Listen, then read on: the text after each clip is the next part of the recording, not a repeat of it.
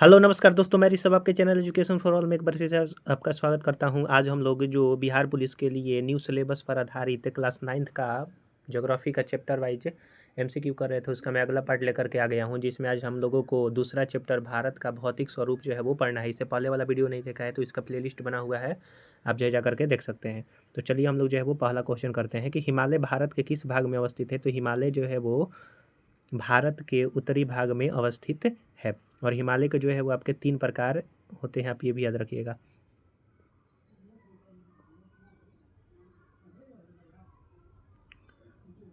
अगला क्वेश्चन है आपका कि धरातल के वर्तमान स्वरूप की संरचना तथा परिवर्तन के संदर्भ में निम्नलिखित में से कौन सा प्रक्रिया आपका हुआ है। तो भूकंपीय प्रक्रिया जो है वो आपका हुआ है। भारत भारत का अत्यधिक उत्पादक क्षेत्र कौन सा है। तो उत्तरी मैदान जो है वो भारत में सबसे ज़्यादा उत्पादक क्षेत्र है। 3 ओर से समुद्र से घिरे भूभाग को क्या कहा जाता है। तो उसको प्रायद्वीप कहा जाता है, जिसको पेनिनसुला भी कहते हैं इंग्लिश में।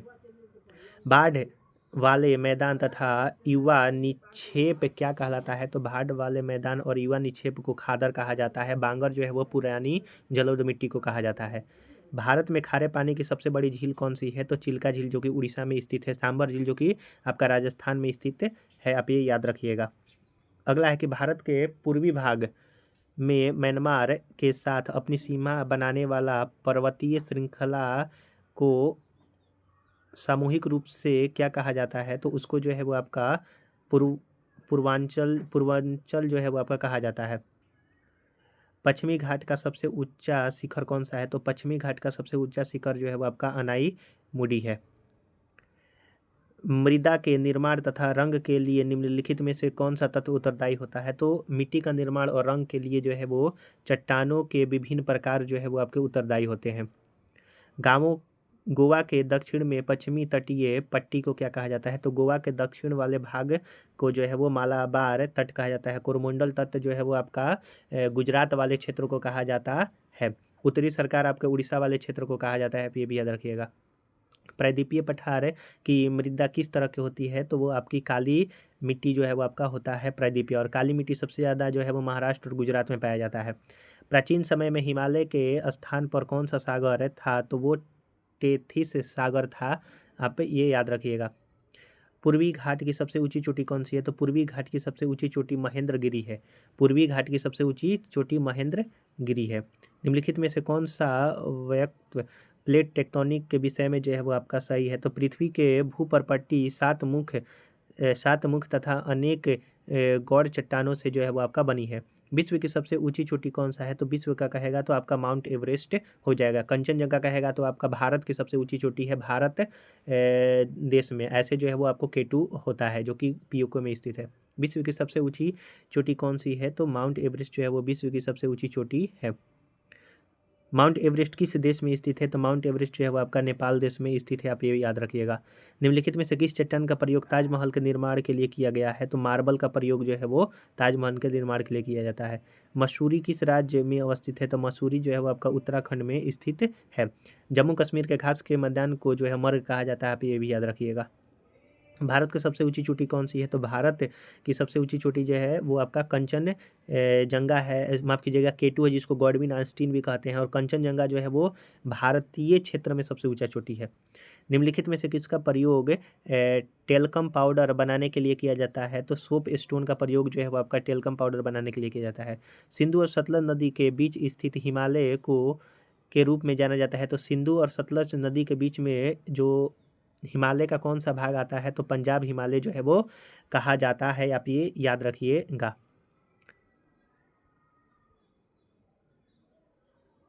लक्षद्वीप मिनिकॉय, माफ कीजिए लक्षद्वीप होगा मिनिकॉय, और एमिन द्वीप को 1973 ईस्वी में किस नाम से जो है वो जाना गया। तो लक्षद्वीप के जो है वो आपके नाम से जाना गया, लक्षद्वीप मिनिकॉय और एमिन द्वीप को।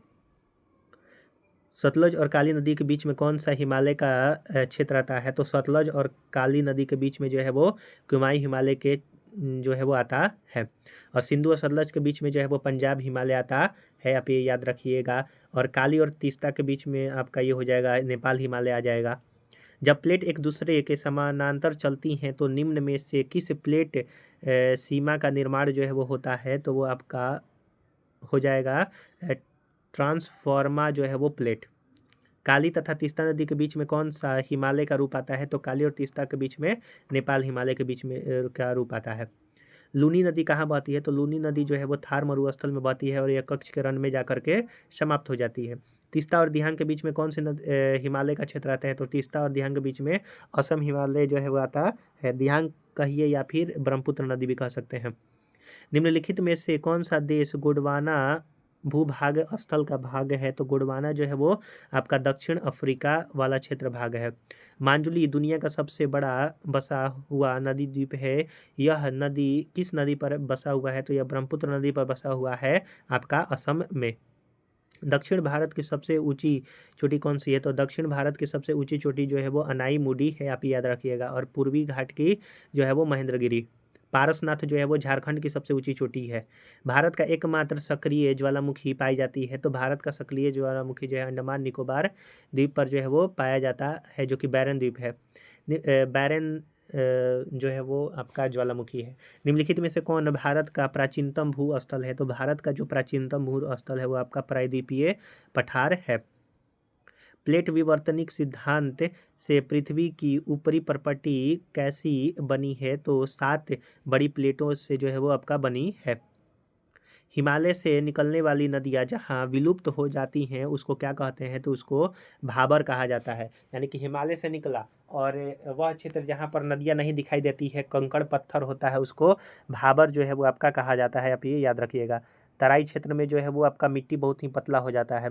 पृथ्वी की प्लेटों के अंदर तथा ऊपर स्थित महाद्वीप शैलों में दबाव किस के कारण उत्पन्न होता है? तो प्लेट की स्थिति के कारण जो है वो आपका उत्पन्न होता है। निम्नलिखित में से कौन विश्व के सर्वाधिक ज्वालामुखी तथा भूकंप प्रभावित क्षेत्र है? तो वो आपका प्लेटों के किनारे बसे हुए जितने भी क्षेत्र है वो आपका ज्वालामुखी और भूकंप क्षेत्र है। ऐसे सबसे ज़्यादा जो है वो आपका भूकंप प्रशांत महासागर में आता है।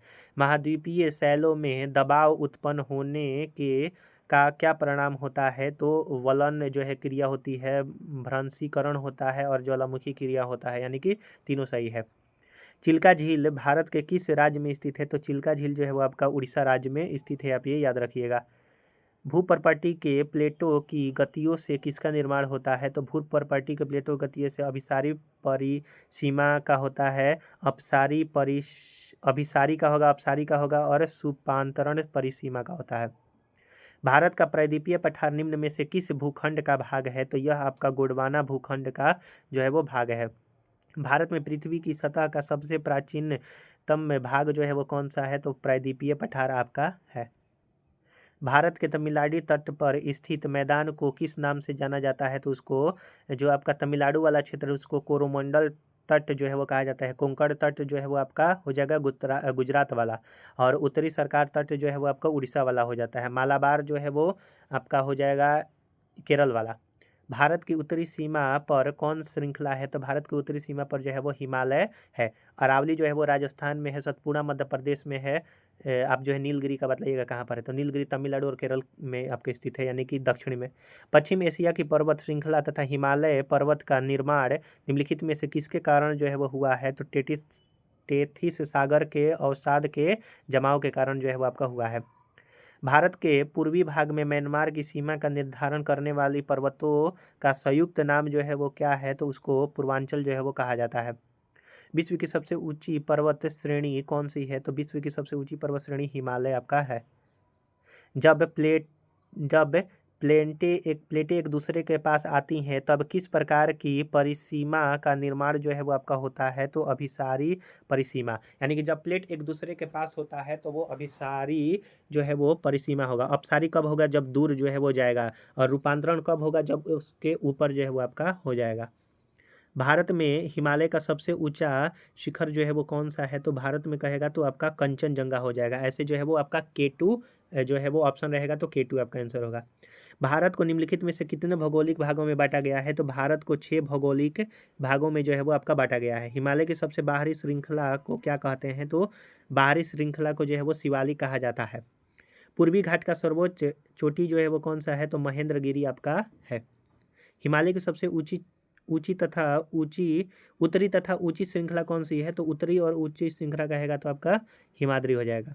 गोंडवाना लैंड तथा अंगारा लैंड निम्नलिखित में से किस महाद्वीप का भाग है? तो पेंजिया महाद्वीप का जो है वो आपका भाग है। निम्नलिखित में से किसका निर्माण संपीड़ित तथा परिवर्तन शैलों से हुआ है? तो संपीड़ित और परिवर्तन शैलों से जो है वो आपका हिमालय का हुआ है, और शिवालिक जो है वो सबसे उसका नवीनतम कह सकते हैं श्रृंखला है हिमालय का। भारत की एकमात्र सक्रिय ज्वालामुखी किस द्वीप में स्थित है? तो वह आपका बैरन द्वीप में जो है आपका स्थित है। सतलज तथा काली नदियों के बीच में हिमालय का कौन सा भाग आता है? तो सतलज और काली नदी के बीच में कुमाई हिमालय आता है, जिसको उत्तराखंड हिमालय के नाम से भी जाना जाता है। सिंधु और सतलज के बीच में आपका पंजाब हिमालय आ जाएगा। काली और तीस्ता के बीच में जो है वो नेपाल हिमालय आएगा, और तीस्ता और दिहांग या फिर ब्रह्मपुत्र के बीच में जो है वो आपका असम हिमालय आता है।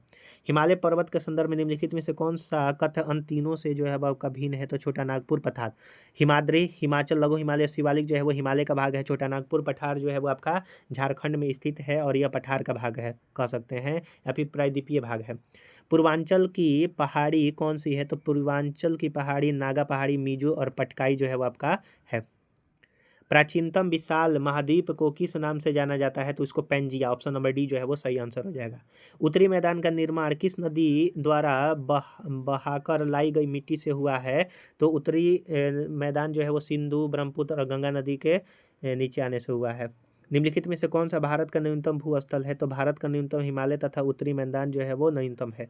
भारत का कौन सा स्थान तीन सागरों से मिलने से बना है? तो वो आपका कन्याकुमारी जो है वो बना हुआ है। उत्तरी मैदान किस तरह की मिट्टी पाई जाती है? तो उत्तरी मैदान में जो है वो आपका जलोढ़ मिट्टी पाई जाती है। काली जो है वो आपका इधर महाराष्ट्र और का गुजरात क्षेत्र में पाया जाता है, कुछ मध्य प्रदेश वाला क्षेत्र में भी पाया जाता है। लाल मिट्टी जो है वो पहाड़ी क्षेत्र में पाया जाता है। बलुई मिट्टी जो है वो आपका रेगिस्तानी क्षेत्र में पाया जाएगा, जैसे राजस्थान वाला क्षेत्र में।